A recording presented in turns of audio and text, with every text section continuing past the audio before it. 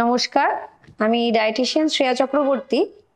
আজকে একটা খুব ইম্পর্ট্যান্ট টপিক নিয়ে এলাম আপনাদের কাছে। সেটা হচ্ছে, পেশেন্টরা আমার কাছে যখন আসেন বলেন, আমি একবারে কিন্তু একদম কোনো নুন খাই না, আমি একদম পিঙ্ক সল্ট বা হিমালয়ান সল্টে ট্রান্সফার হয়ে গেছি।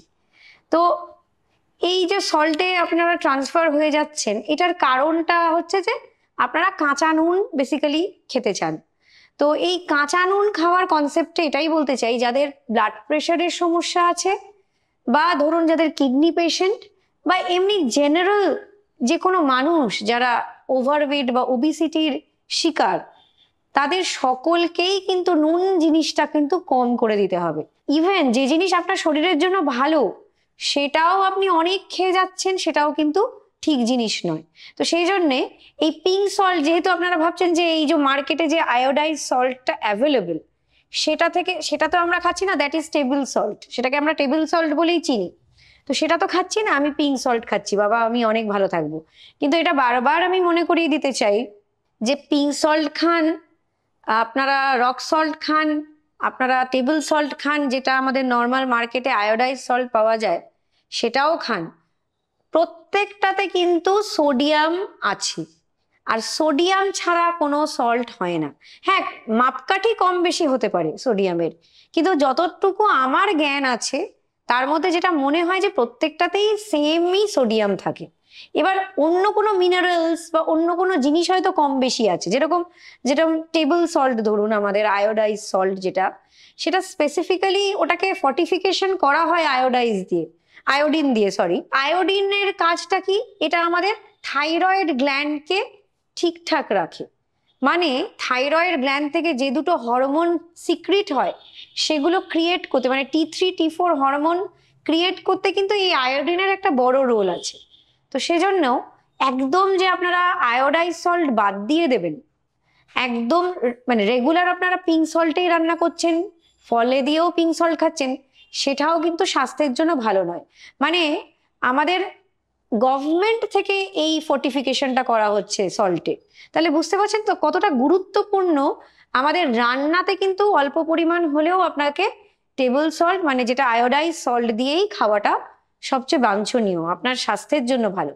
হ্যাঁ, এবার রান্নায় আয়োডাইজ সল্ট দিচ্ছেন মানেই অনেকটা দিতে পারবেন তা নয়, যতটা স্বাদের জন্য লাগে। এবার সেখানেও আরেকটা কোয়েশ্চেন চলে এলো যে এবার মানুষের স্বাদ তো ডিফারেন্ট, তবে একটা পরিমাণ আছে, সেটা নিয়েও আমি ডিসকাস করবো যে কতটা পরিমাণ কে কতটা খেতে পারে।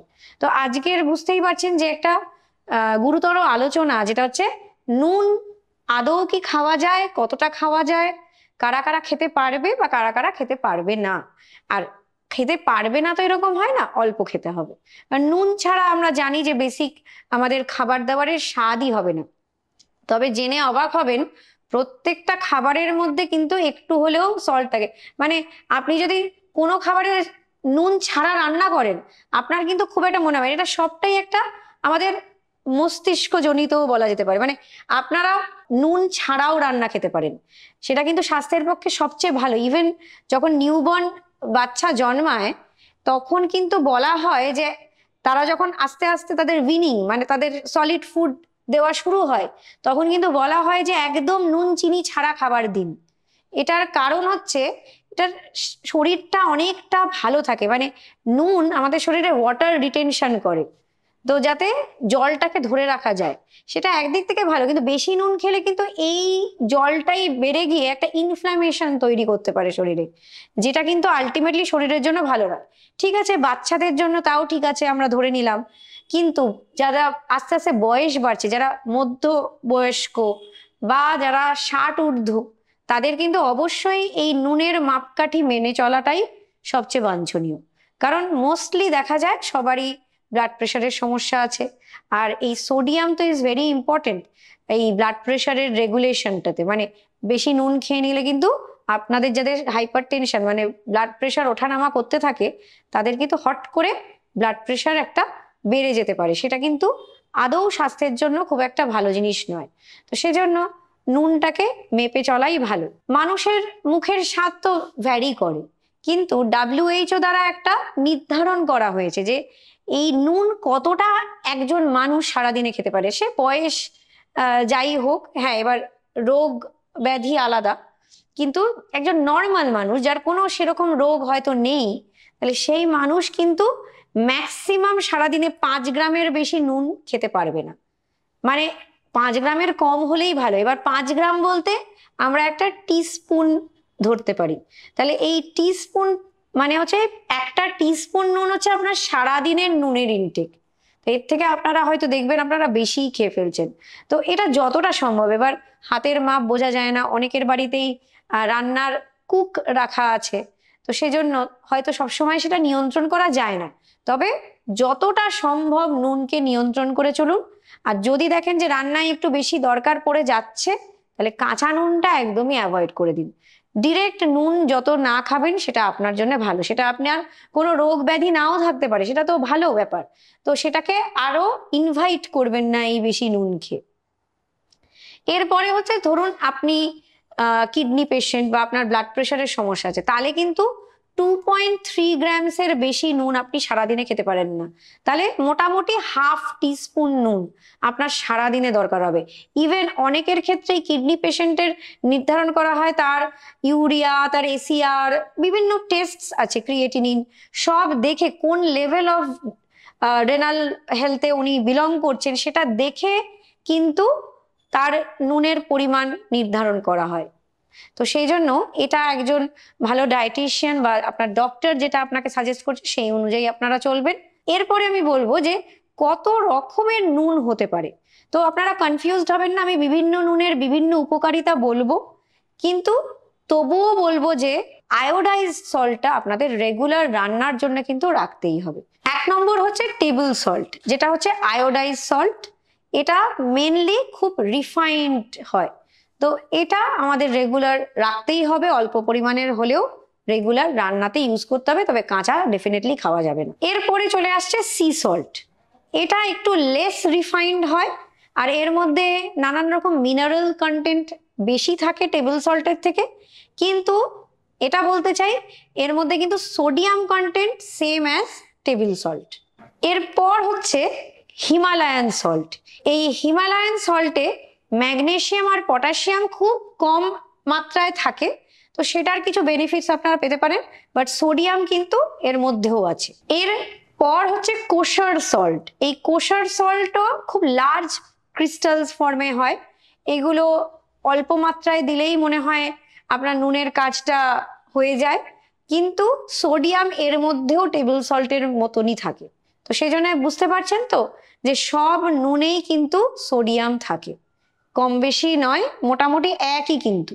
তো সেই জন্য মাত্রাতিরিক্ত খেলে কিন্তু আপনাদের অসুবিধাই হবে। এরপরে যেটা বারংবার বলছি যে হাই সল্ট ইনটেক যদি করতে থাকেন রেগুলার, তাহলে অবশ্যই ব্লাড প্রেশারের সমস্যা হতে পারে, আপনাদের কিডনি ডিজিজ হতে পারে, স্ট্রোক রিলেটেড সমস্যা হতে পারে। তো এই সবগুলো থেকে বাঁচার জন্য অবশ্যই কিন্তু আপনাদের কম নুন ইনটেকটাই হচ্ছে সবচেয়ে একটা important part of your daily routine. তো এটা মেনটেন করে চললে আশা করা যায় সমস্যা হবে না। আর যে সব খাদ্যগুলো তালিকা থেকে বাদ দেবেন বা কম করে দেবেন, সেটা হচ্ছে অবশ্যই রেগুলার ভাজাভুজি, বাইরের খাবার দাবার, বাইরের সস, আচার, যেগুলোতে প্রচন্ড পরিমাণে নুন থাকে, আর অবশ্যই প্রসেসড খাবার দাবার, এগুলোতেও কিন্তু অনেক পরিমাণ নুন থাকে, যেমন চিপস, চানাচুর। তো এই সব খাবারগুলো যতটা বাদ দেবেন ততটাই আপনার জন্য ভালো হবে। সেই কারণে অল্প নুন খান, নুন রাখুন, স্বাদের জন্য খুবই ভালো। স্বাদযুক্ত খাবার না খেলে মন ভালো থাকে না, তো স্বাদ রাখুন, কিন্তু মাত্রায় অতিরিক্ত কোনো কিছুই ইনটেক করলে কিন্তু শরীরের আলটিমেটলি ক্ষতি হতে পারে। এর মধ্যে একটা তথ্য আমি পেলাম একজনের কাছে, আচ্ছা ম্যাডাম, আমি কি ভাজা নুন করে খেলে কি একটু সমস্যাটা কম হবে, সেটা যদি আমি কাঁচা ফলের মধ্যে দিয়ে খাই বা রান্নায় দিয়ে খাই? তো এরকম কিছু জিনিস আমাদের থিওরি বুকে কিছু পড়ানো হয়নি, তো সেই জন্য এটা আমার একদম নতুন একটা কোয়েশ্চেন ছিল। কিন্তু যতদূর আমার জ্ঞান আছে যে ভাজা নুন হলেও তো ব্যাপারটা সেই সেম, বরঞ্চ আরো ক্ষতিকারকও হতে পারে। তো আমরা জানি না যে যে ওটা কি ফরম্যাট হচ্ছে। তো সেই জন্য নুন কম খান, ভেজে খান, যাই খান নুন কম খান। তো ভেজে আর ওটাকে ওর মাত্রাটাকে আরো খারাপ করে দেবেন না, কিন্তু আপনাকে মনে রাখতে হবে নুন আমাকে কম খেতে হবে। এবার অনেকেই বলবেন যে বাবা নুনই কম খাবো, তাহলে আমি একটু ফলের মধ্যে দিয়ে যে খাই সেটা কি, তো একটু গোলমরিচ দিয়ে খান, গোলমরিচের মধ্যেও একটু টেস্ট করে দেখবেন অল্প কিন্তু নুন থাকে। যে কোনো আপনি আমাদের মশলা নিয়ে নিন, যেগুলো গুঁড়ো মশলা, জিরে নিন, ধনে নিন, একটু মুখে দিয়ে টেস্ট করে দেখবেন ওর মধ্যে কিন্তু একটু নুন থাকে, তো ওইগুলোও যদি অল্প ছড়িয়ে খান আশা করা যায় আপনাদের নুনের খুব একটা সমস্যা হবে না। তবে এবার মশলা খাচ্ছেন মানেই আবার প্রচুর দিয়ে খাচ্ছেন সেটাও না, এগুলো সবসময় মনে রাখবেন। ভালো মানেই বা বলছি মানেই সেটা অনেক অনেক খাওয়া যায় না, কম নুন খেয়ে চলুন, আশা করা যায় আপনারা সুস্থ একটা সুন্দর জীবন পাবেন। নমস্কার।